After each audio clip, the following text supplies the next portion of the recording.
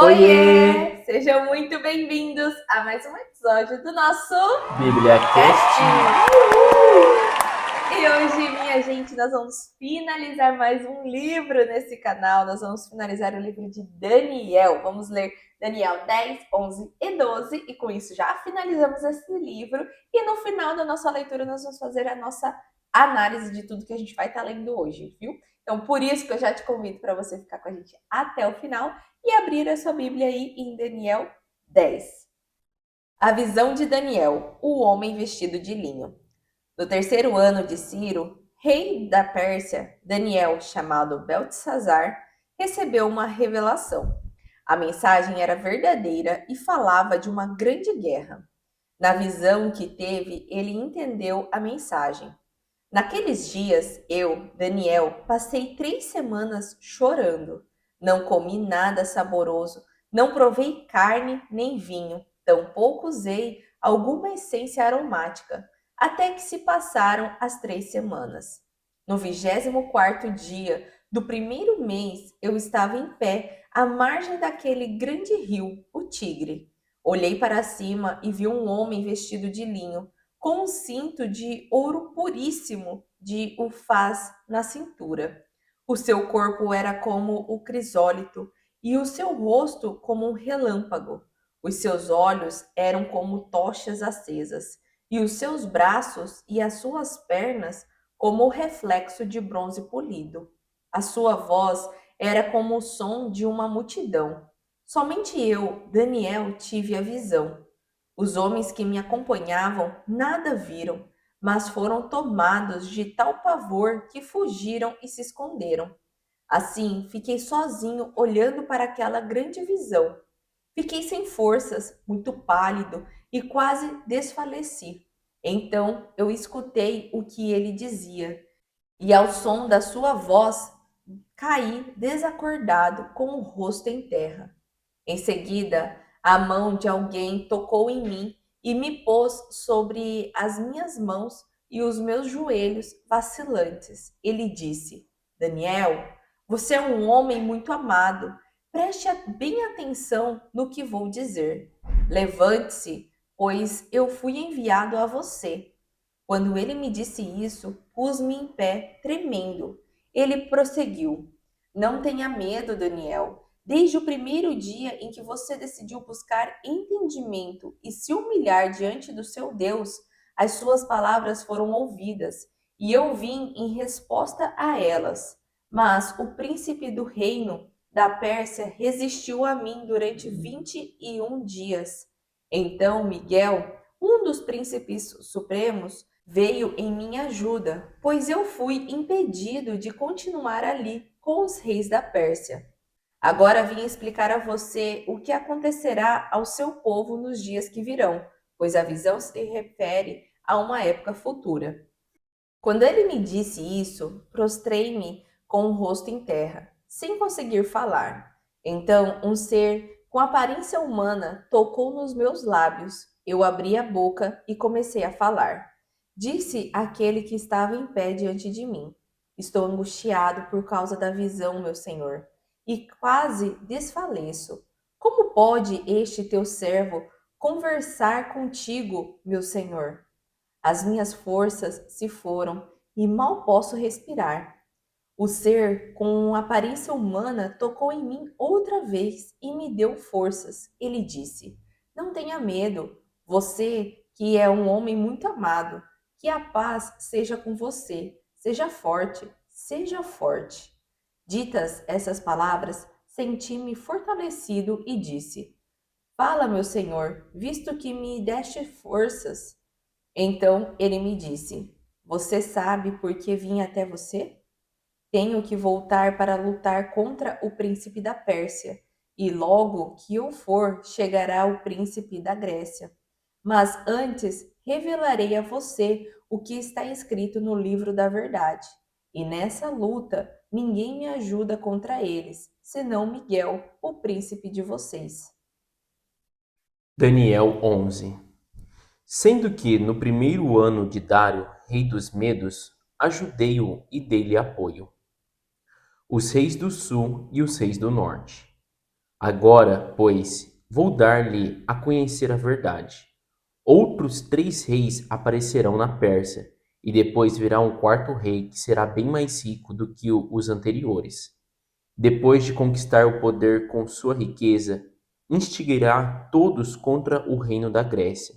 Então surgirá um rei guerreiro que governará com grande poder e fará o que quiser. Logo depois de estabelecido, o seu império se desfará e será repartido para os 4 ventos do céu. Não passará para os seus descendentes, e o império não será poderoso como antes, pois será desarraigado e entregue a outros. O rei do sul se tornará forte, mas um dos seus príncipes se tornará ainda mais forte que ele e governará o seu próprio reino com grande poder. Depois de alguns anos, eles se tornarão aliados. A filha do rei do sul fará um trato com o rei do norte, mas ela não manterá o seu poder, nem ele conservará o dele. Naqueles dias, ela será entregue à morte com sua escolta real e com seu pai e com aquele que a apoiou. Alguém da linhagem dela se levantará para tomar-lhe o lugar. Ele atacará as forças do rei do norte e invadirá a sua fortaleza. Lutará contra elas e será vitorioso. Também tomará os deuses deles, as suas imagens de metal e os seus utensílios valiosos de prata e de ouro, e os levará para o Egito. Por alguns anos ele deixará o rei do norte em paz. Então o rei do norte invadirá as terras do rei do sul, mas terá que se retirar para a sua própria terra. Seus filhos se prepararão para a guerra e reunirão um grande exército, que avançará como uma inundação irresistível e levará os combates até a fortaleza do rei do sul. Em face disso, o rei do sul marchará furioso para combater o rei do norte, que o enfrentará com um enorme exército, mas, apesar disso, será derrotado. Quando o exército for vencido, o rei do sul se encherá de orgulho e matará milhares, mas o seu triunfo será breve, pois o rei do norte reunirá outro exército, maior que o primeiro. Depois de alguns anos, voltará a atacá-lo com um exército enorme e bem equipado. Naquela época, muitos se rebelarão contra o rei do sul, e os homens violentos do povo a que você pertence se revoltarão para cumprirem esta visão, mas não terão sucesso. Então o rei do norte virá, construirá rampas de cerco e conquistará uma cidade fortificada. As forças do sul serão incapazes de resistir. Mesmo as suas melhores tropas não terão forças para resistir. O invasor fará o que bem entender.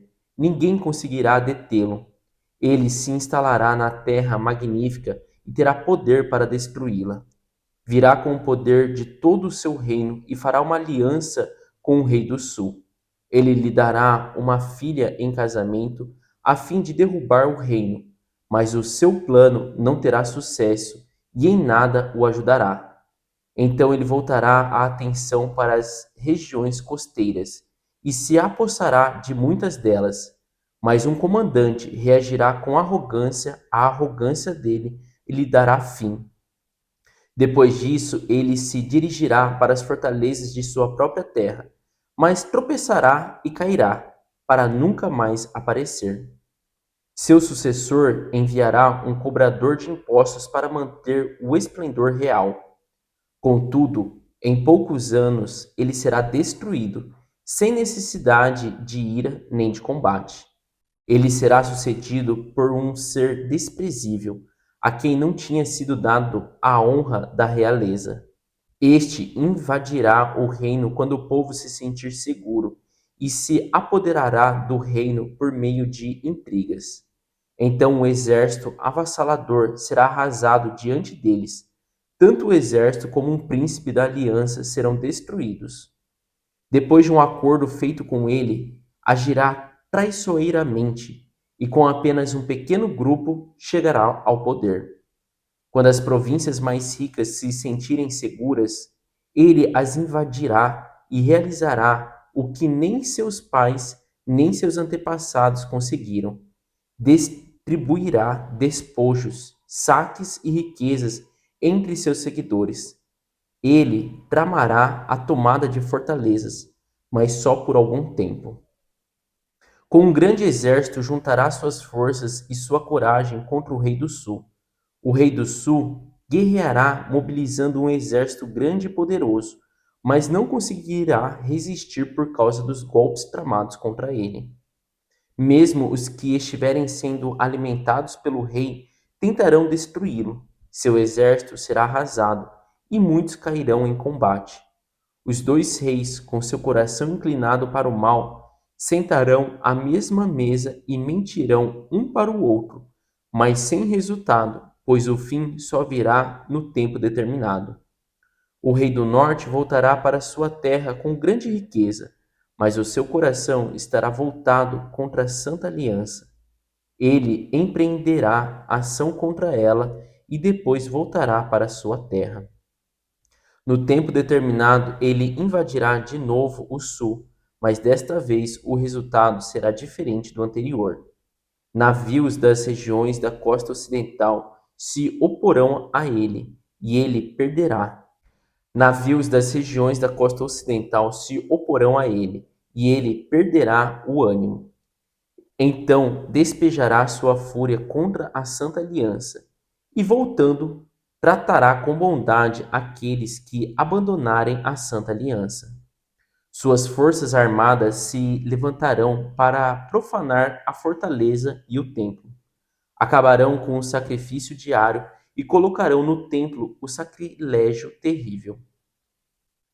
Com lisonjas corromperá aqueles que tiverem violado a aliança, mas o povo que conhece o seu Deus resistirá com firmeza. Aqueles que são sábios instruirão a muitos, mas por certo período cairão a espada e serão queimados, capturados e saqueados. Quando caírem, receberão uma pequena ajuda, e muitos que não são sinceros se juntarão a eles. Alguns dos sábios tropeçarão para que sejam refinados, purificados e alvejados até a época do fim, pois isso só acontecerá no tempo determinado. O rei arrogante.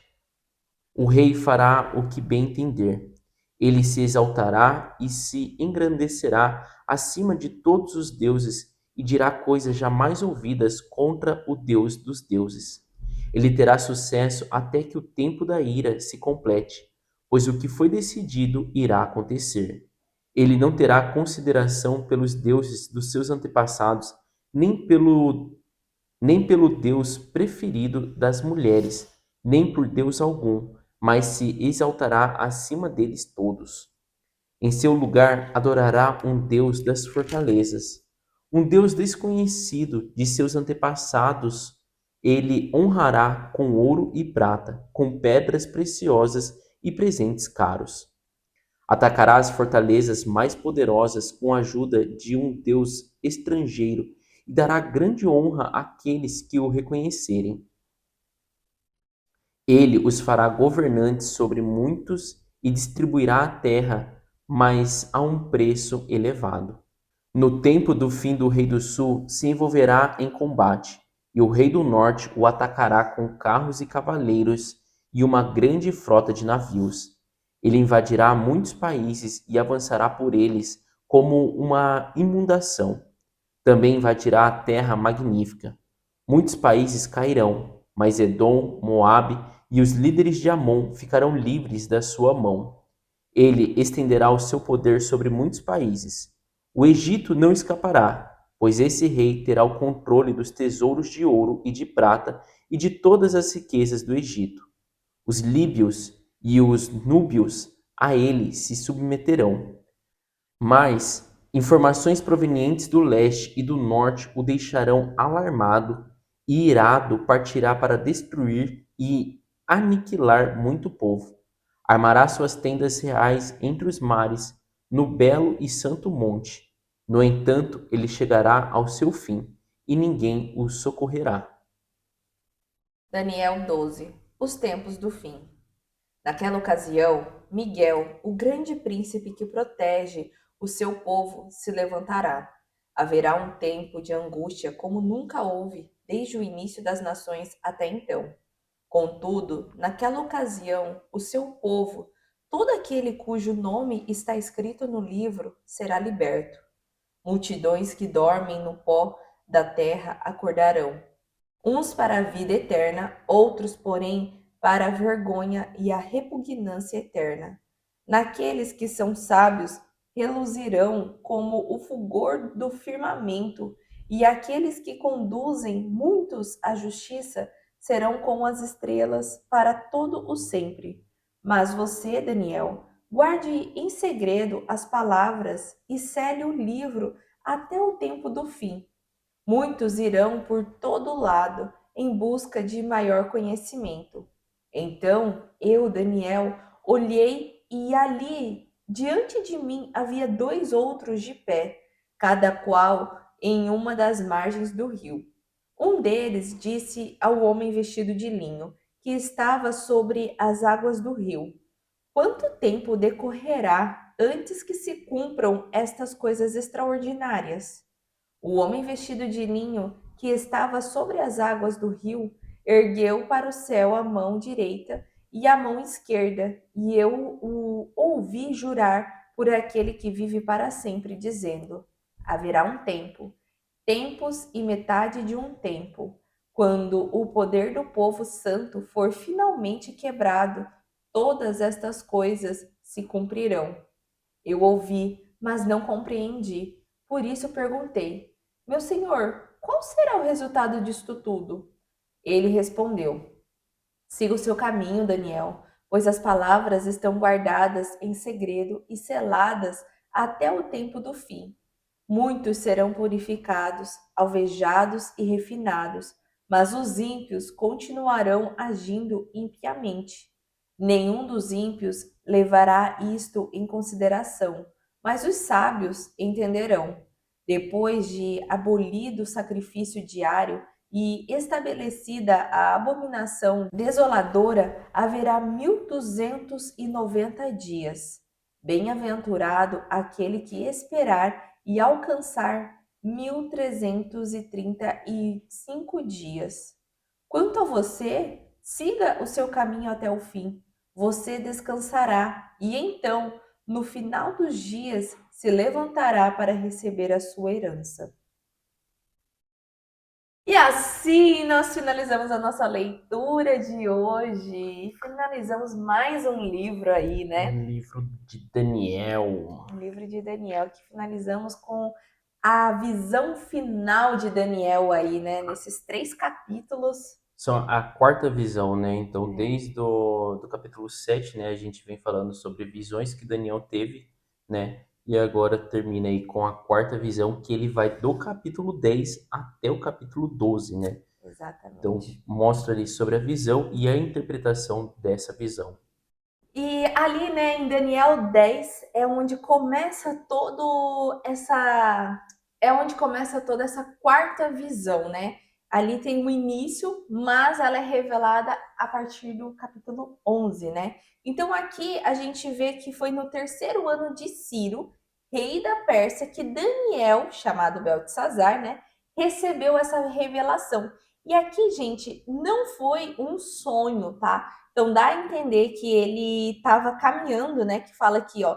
No 24º dia do primeiro mês, eu estava em pé à margem daquele grande rio, o Tigre.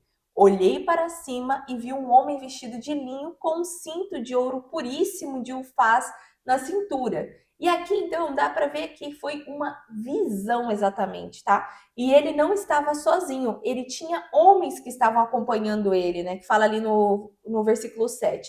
Somente eu, Daniel, tive a visão. Os homens que me acompanhavam nada viram, mas foram tomados de tal pavor que fugiram e se esconderam. Então aquilo só foi revelado, né, a Daniel, mas na verdade não foi revelado naquele momento. Ele teve essa visão, né, que era, bem dizer, uma guerra que estava sendo, era uma grande batalha espiritual, né, travada entre o povo de Deus e os que queriam destruí-lo também. Então, fala que há informações detalhadas a respeito do futuro, especialmente relacionadas entre a luta dos Ptolomeus, que são os reis do sul, e os Selêncios, que são os reis do norte.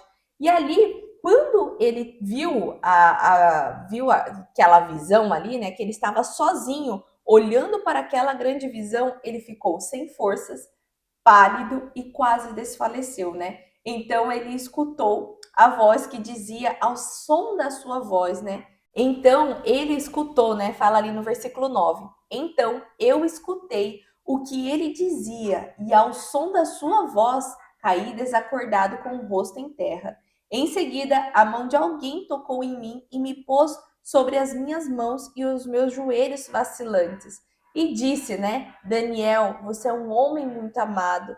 Preste bem atenção no que vou dizer. Levante-se, pois fui eu enviado a você. E aqui mostra que ele realmente ele sentiu medo, né? Ele viu aquela visão e não sabia o que fazer, né? Tanto é que ele falou, ó, eu tenho medo, né? E aí o anjo, né? Esse ser celestial que fala aqui no versículo 12, fala para ele, né? Daniel, não tenha medo. Desde o primeiro dia em que você decidiu buscar entendimento e se humilhar diante do seu Deus, as palavras foram ouvidas e eu vim em resposta a ela. Então não tenha medo, foi você que me chamou, né? E aí, mas o príncipe do reino da Pérsia resistiu a mim durante 21 dias. Então Miguel, um dos príncipes supremos, veio em minha ajuda, pois eu fui impedido de continuar ali com os reis da Pérsia. Agora vim explicar a você o que acontecerá ao seu povo nos dias que virão, pois a visão se refere a uma época futura. Então aqui, né, nesse versículo 14, dá já a entender, né, o próprio anjo ali, o próprio ser celestial mostra que é algo futurístico que vem vindo, né? Que ele mostra que ele sozinho, ele não conseguiu resistir ao rei da Pérsia. Precisou de um outro ser celestial, que foi Miguel, para ajudá-lo, né? E depois ele começa a falar, né?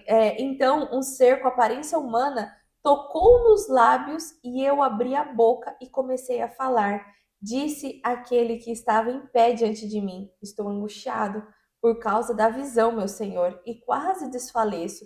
E ali, antes mesmo dele revelar a visão, né? E por conta dessa atitude que esse ser celeste teve com Daniel de abrir a boca dele, né? E ele ser verdadeiro ali como ele estava, né? Ele falou: olha, não tenha medo, eu vou te fortalecer. E tanto é que fala, né?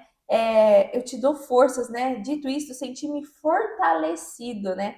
Fala, meu Senhor, visto que me deste força. Então, tipo assim, agora estou fortalecido. Pode me revelar sobre essa visão, né? E aí a visão vem no capítulo 11. E o capítulo 11, né, ele começa falando sobre dois reis, né, o rei do sul e o rei do norte. E antes da gente continuar, né, explicando aqui sobre a leitura do capítulo 11, que realmente detalha sobre a quarta visão de Daniel, é legal da gente lembrar, né, que no episódio anterior a gente falou de três visões de Daniel. E a maioria eram visões futuras, né, para aquele povo e principalmente para Daniel, né, trazendo uma orientação ali para o povo daquela época, mas que para nós, muito dessas coisas já aconteceram.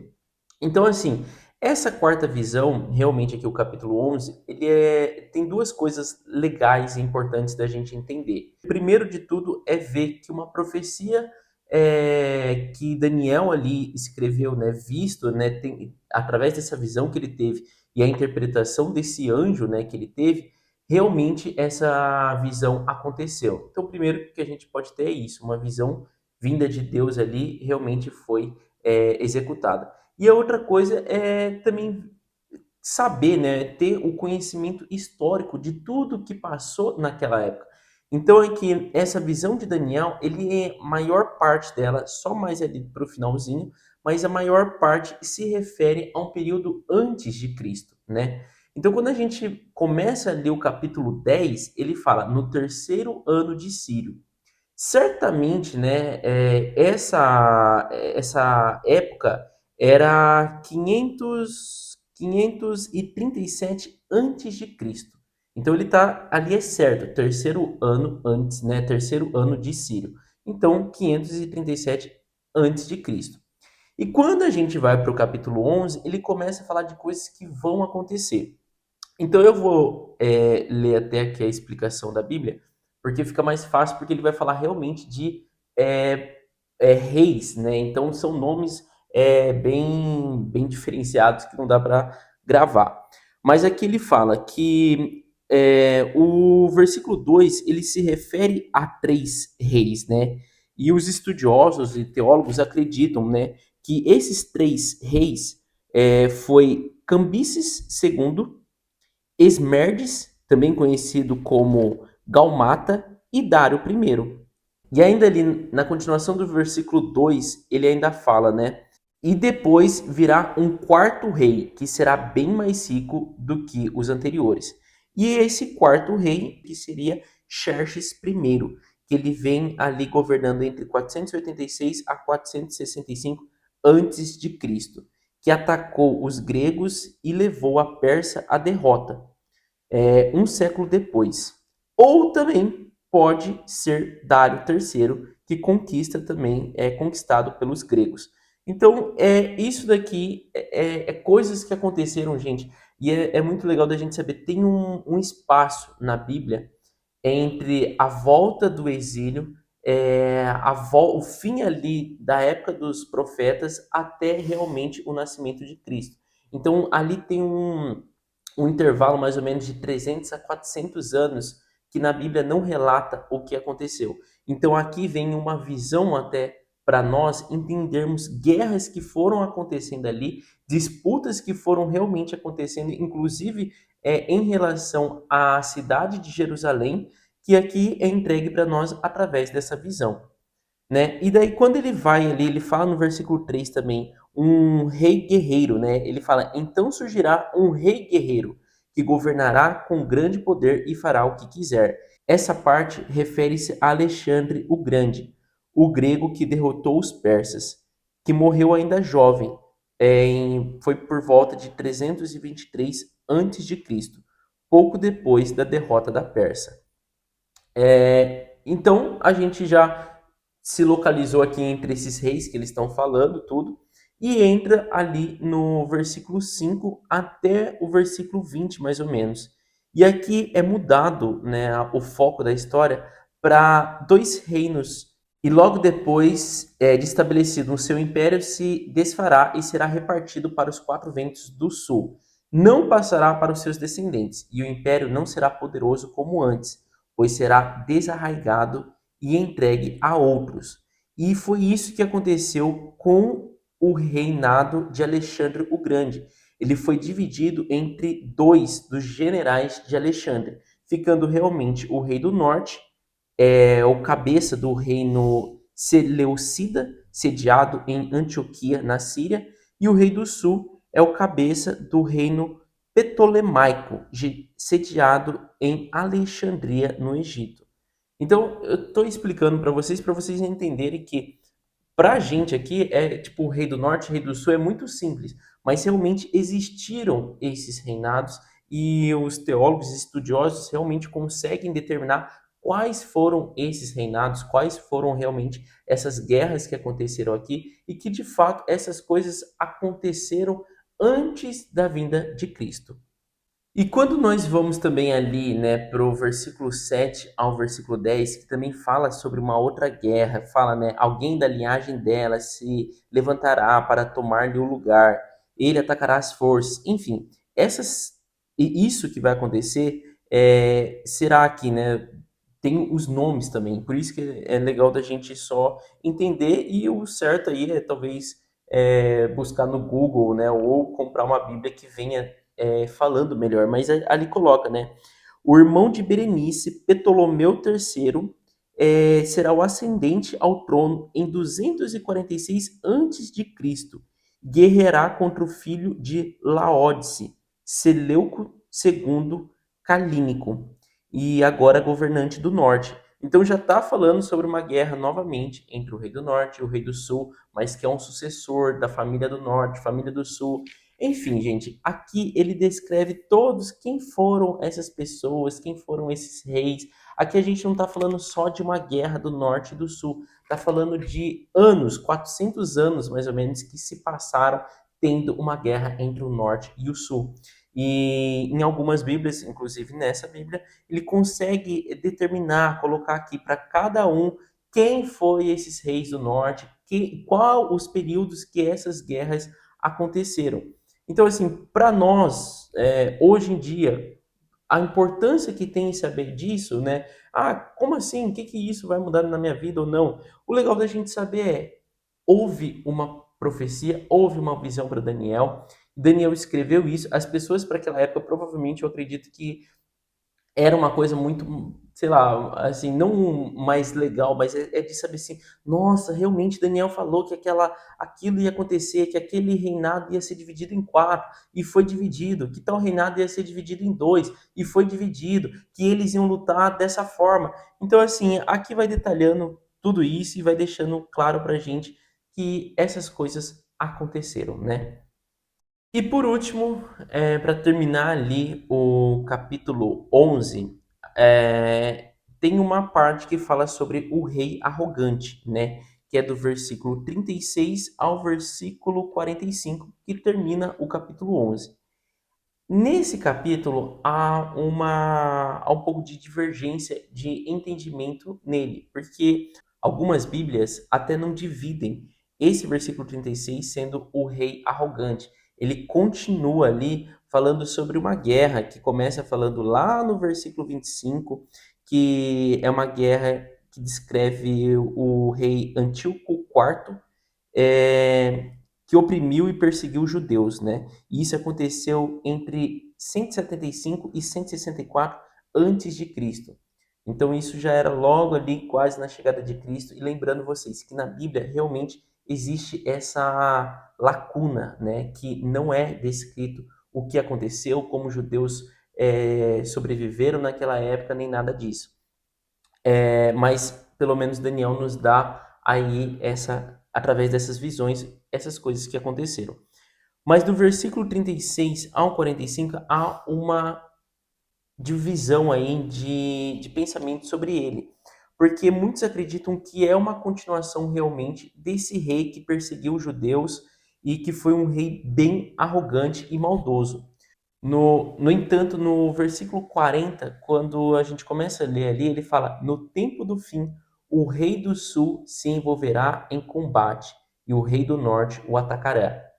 No tempo do fim, aqui só que eu quero explicar um pouquinho para vocês que muitos acreditam realmente que fala sobre um fim da humanidade, logo antes da volta de Cristo, né? E muitos acreditam que se referia ao fim daquele reinado, naquele reinado mal do rei do sul que perseguia os judeus ali há 170, 150 anos antes de Cristo. Então muitos acreditavam que já estava falando sobre o fim daquela era. É logo assim, o fim realmente antes da chegada de Cristo, do nascimento de Cristo. E outros já acreditam que realmente se refere aqui a essa volta de Cristo futuro que a gente ainda não viveu. Então, gente, é legal só da gente ver que assim tem essa divisão aí de entendimento, não sabemos realmente se refere-se ali a uns 100 anos quase antes do nascimento de Cristo ou, né, a vinda futura, né? Mas ele detalha sobre esse rei do sul que será derrotado pelo rei do norte, mas o rei do norte também ficará fraco e ele descreve até como virá destruindo ali, né? Inclusive invadirá a Terra Magnífica. E essa Terra Magnífica é legal da gente saber que ele está falando ali de Israel, né? E o capítulo 12, ele ainda continua falando sobre esse finalzinho do capítulo 11. É uma continuação ali, até o título é Os Tempos do Fim. Ele então pega, né, esse gancho ali que a gente falou agora e descreve algumas outras coisas a mais. E ele até coloca, né, como Miguel sendo o príncipe que protege os israelitas, né? E ele que vai se levantar para estar protegendo durante essa temporada toda que foi descrita, né? E ainda fala, né? Haverá um tempo de angústia como nunca houve desde o início das nações até então. Contudo, naquela ocasião, o seu povo, todo aquele cujo nome está escrito no livro da vida, será liberto. Então, por isso Essa que parte é importante. por isso que fica, né, nesse e aí, será que é até a vinda de Cristo? Será que é a vinda futura de Cristo? Do que está falando? Eis a questão, né? Porque até no final, o próprio Daniel pergunta, né? E quando isso vai acontecer? E o que vai acontecer se isso acontecer, né? E aí ele só levanta a mão para o céu e louva a Deus, né? Mas voltando ao início, né? Porque isso já foi ao final, né? Porque ele ainda fala, né? Sobre a multidão que dorme no pó da terra acordará. Então ali também mostra sobre a vinda futura de Cristo, né? Que é onde vai ter o arrebatamento, né? Que é para os cristãos, de quem acredita em Deus, em Cristo, né? Será arrebatado. Agora quem não, né? Porém, os que não ficará na vergonha e repugnância eterna. Então, por isso que fica nesse. E aí, qual é a temporada que está falando, né? E ainda fala ali que aqueles que são sábios reluzirão com o fulgor do firmamento, e aqueles que conduzem muitos à justiça serão como as estrelas para todo o sempre. E o que está querendo dizer esse pedaço, né? Esse versículo 3 está querendo dizer sobre as pessoas que querem essa fama, essa glória terrena, porque ela é passageira. Agora, aqueles que são como estrelas, que diz o quê? Aqueles que pregam sobre o evangelho, aqueles que querem a fama, mas de Deus, sabe? Esse sim vai ter a glória, sabe? Então é sobre você não buscar muito sobre essas coisas que vão passar. O que é terreno vai passar, mas o que você está fazendo em nome de Deus, né? Você está pregando o evangelho, você está salvando outras vidas, né? Porque isso sim mostra a glória futura que virá, né? Mas aí ele continua, mas você, Daniel, guarde em segredo as palavras e cele o livro até o tempo do fim. Muitos irão por todo lado em busca do maior conhecimento, só que o verdadeiro conhecimento é esse que vem dos céus, né? Então Daniel olhou e ali diante dele tinha mais outras duas pessoas em pé, né? Junto estava o homem vestido de linho, né? Aquele homem que a gente viu no capítulo 10. Então, por isso que mostra, né? Todo esse 10, 11 e 12 fala sobre essa mesma visão, né? E aí ele até pergunta, né? Quanto tempo decorrerá antes que se cumpra estas coisas extraordinárias? E aí o homem vestido de linho, né? Levanta as mãos ao céu, né? E louva, né? E haverá um tempo. E ele diz, né? Haverá um tempo, tempos e metade de um tempo, quando o poder do seu povo santo for finalmente quebrado, todas essas coisas se cumprirão. E aí aqui, né, na explicação da Bíblia, até fala que pode somar 3 anos e meio e pode ser entendida em sentido literal ou figurado. E essa mesma fala a gente viu no episódio anterior, referindo a tempo, tempos e metade de um tempo. Então, isso aqui a gente não sabe qual é esse tempo, né? E igual a gente também falou no episódio anterior, a gente não está aqui para fazer essas contas matemáticas, a gente entende o quê? Que, vamos dizer assim, a vinda de Cristo vem para todo mundo, a todo momento alguém está encontrando Cristo, desde que você reconheça Ele, e é aquele momento da sua passagem, né? Da vida terrena para a vida eterna. Então, do que você ficar aí querendo saber quando o que vai acontecer e tudo mais, faça o que precisa ser feito hoje, né? Reconheça Cristo na sua vida, pregue sobre o Evangelho, né? Salve outras vidas, porque a gente nunca sabe quando virá. Ah, mas será que vem ou não vem? Se está escrito na Bíblia, é porque vem. A gente já viu, já constatou tantas coisas que profetas já falaram e que realmente aconteceu, igual o Jason mesmo falou sobre a explicação, muitas das visões de Daniel que a gente leu Para eles eram visões muito futurísticas. E para nós que já estamos no Novo Testamento, a gente já viu que já aconteceu. Então, por isso, entre a dúvida, né, se vai acontecer, se não vai acontecer, haja conforme o direcionamento que Deus tem nas nossas vidas, né? E eu acho legal que muitas pessoas, né, talvez que estão assistindo aí, maior parte, talvez nós estejamos, né, igual Daniel. Daniel falou ali no versículo 8. E eu ouvi, mas não compreendi. Por isso perguntei, meu senhor, qual será o resultado disso tudo? E muitas vezes é isso que a gente está perguntando, tá? Tipo, essas coisas aqui que a gente está lendo no final de Daniel, essa visão aqui, mó doidona aqui, né, que fala do fim dos tempos. Qual é o resultado disso tudo, né? Eu preciso saber, né, o que isso é importante, realmente o mundo está acabando, coisas desse tipo, né?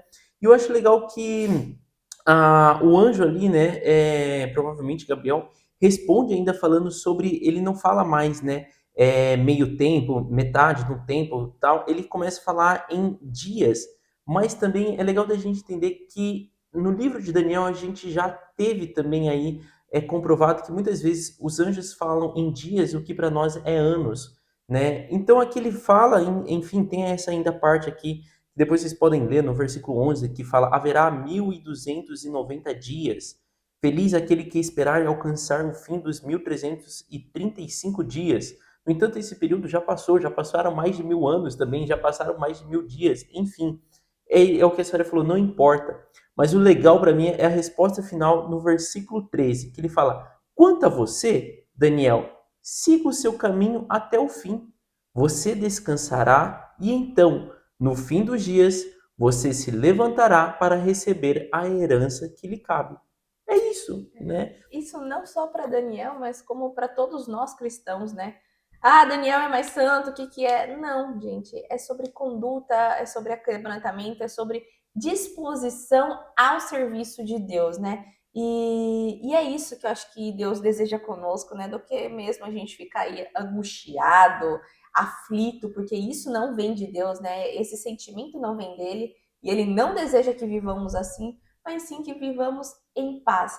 Aquela paz que excede todo o entendimento. É a paz de espírito, de saber que você está caminhando tudo bem, que você está pregando o evangelho, que você está fazendo a sua parte. Então, se esse momento do arrebatamento, esse momento da maior angústia que ninguém nunca viveu, vier na sua temporada que você estiver vivo, você sabe que você caminhou tudo bem e no meio dessa turbulência você vai ter a paz que excede todo entendimento. Então, acho que é sobre isso, né? Ler a Bíblia e entender, ajustar a nossa conduta em si, né? E assim finalizamos o nosso livro de Daniel e no próximo episódio começamos o livro de Esdras, minha gente. Então já te convido para você curtir esse vídeo, se inscrever no nosso canal e ativar seu sininho para estar conosco nos próximos episódios, viu? Beijo e tchau! Tchau! Oiê! Parabéns! Você concluiu mais um episódio do nosso Bíblia Cast. Aqui do lado eu já deixei o quê? Nosso canal para você estar se inscrevendo e aqui abaixo o sininho para você já deixar ativado e ser notificado sempre quando a gente lançar o próximo episódio. E o próximo episódio já está aqui também para você estar assistindo e crescendo cada vez mais espiritualmente, viu? Então vai lá, já clica aqui e já assista o próximo episódio. Nos vemos! Tchau!